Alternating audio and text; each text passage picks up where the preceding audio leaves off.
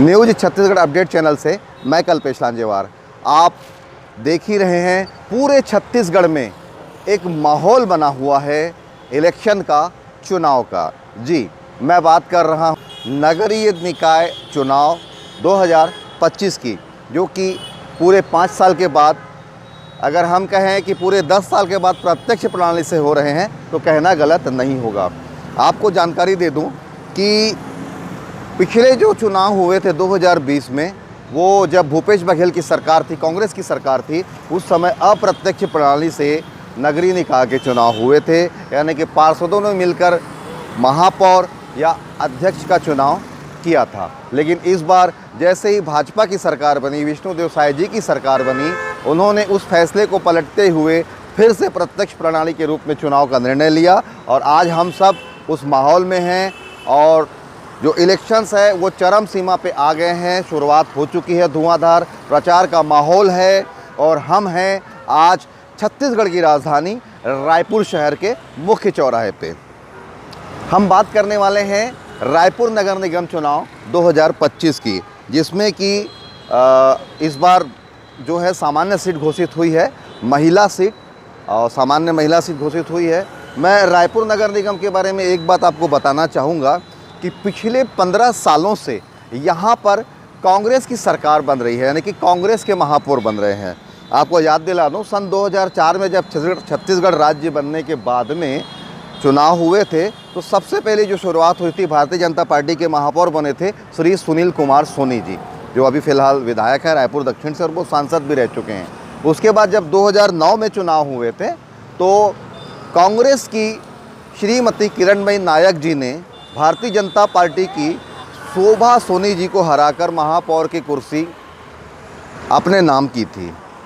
उसके बाद सन 2015 की यदि मैं बात करूं तो सन 2015 में कांग्रेस के ही प्रमोद दुबे जी ने भारतीय जनता पार्टी के श्री सच्चिदानंद उपासने जी को हरा करके वो महापौर बने थे। और ये तीसरी बार जब लास्ट में अप्रत्यक्ष प्रणाली से चुनाव हुए थे, उस समय कांग्रेस के श्री एजाज ढेबर जी ही महापौर बने थे। यानी कुल मिला के पिछले 15 सालों से रायपुर की नगर निगम में कांग्रेस के महापौर बनते आए हैं। अब इस बार जो है यहाँ पर महिला सामान्य सीट घोषित हुई है, तो इस बार जो मुकाबला है, आपको बता दूं कि टोटल 70 वार्डों का ये रायपुर शहर है और 70 वार्डों में 4 विधानसभा क्षेत्र आते हैं, रायपुर दक्षिण, रायपुर पश्चिम, रायपुर ग्रामीण और रायपुर उत्तर। कुल और चारों सीटों में आप देखेंगे भारतीय जनता पार्टी के विधायक यहाँ पर है। अब बात करेंगे हम जो प्रत्याशी है, तो कुल जो रायपुर नगर निगम में जो कुल प्रत्याशी है महापौर पद के लिए, जो कि 31 जनवरी को नामांकन वापस की जो तिथि है वो जा चुकी है, कुल 16 प्रत्याशी मैदान में हैं महापौर के लिए। उनमें आम आदमी पार्टी भी शामिल है। हम मुख्य पार्टी के बीच जो मुकाबला है उनकी बात करते हैं तो सबसे पहले भारतीय जनता पार्टी की बात करें तो उन्होंने यहाँ की जो पिछले 15 सालों से जो पार्षद है और यहाँ की जो तेज तर्रार महिला नेत्री है श्रीमती मीनल चौबे जी को मैदान में उतारा है महापौर पद के लिए।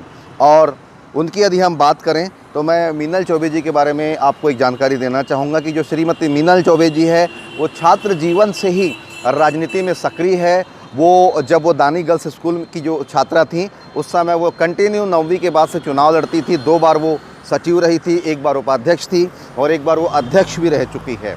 और उसके बाद उन्होंने कॉलेज की भी राजनीति की है, ग्रेजुएशन कंप्लीट किया हुआ है और लगातार नगर निगम में पिछले 3 बार से पार्षद की भूमिका में वो है और इस पिछले 5 साल में तो वो नेता प्रतिपक्ष की भूमिका भी नगर निगम में निभा चुकी है।